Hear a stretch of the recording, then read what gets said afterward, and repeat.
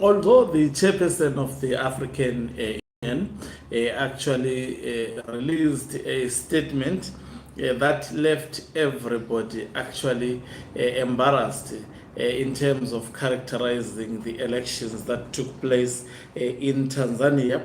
But guess what? The observer mission of African Union have actually produced a report that is scathing regarding the elections that took place in Tanzania.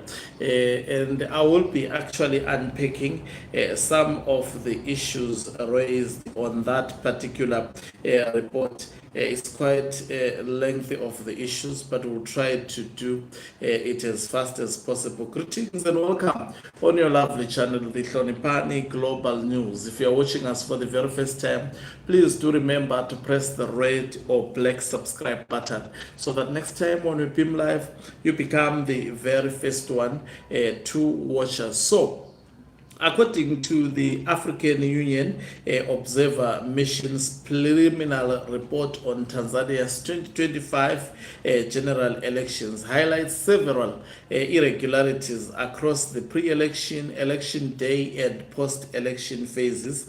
The mission was led by former Botswana President Mahwesi Masisi. It's quite interesting.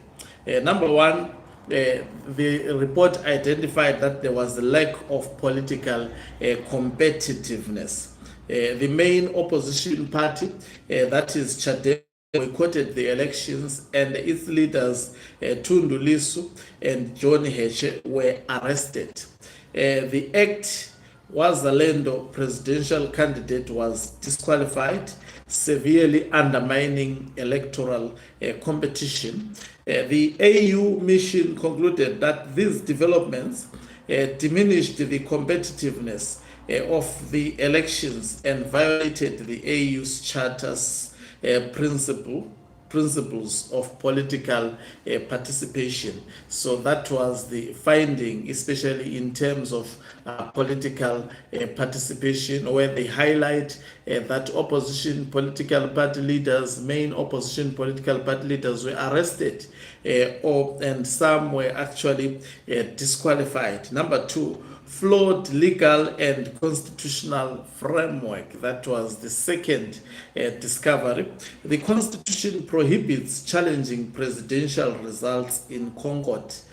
Article 41, bracket 7. So even if results are cooked, the Constitutional Court prohibits, you don't have any legal recourse to actually challenge presidential results according to their article 41.7. This has been identified by the African Union.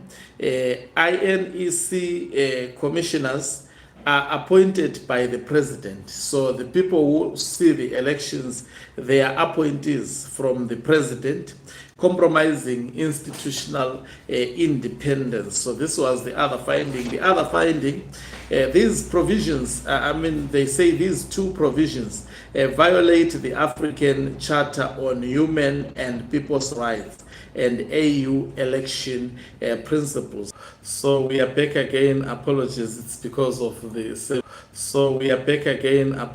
It's because of the service provider of my internet. So I was on 3. I don't know where I actually lost when I looked on the camera. I was not live. So I'm back again. Biased electoral administration. On biased administration, they say senior public officers served as returning officers, and the Prime Minister's office oversaw the INEC, undermining independence. INEC is actually the electoral management board there. The AU missions said this concept significant powers in the presidency.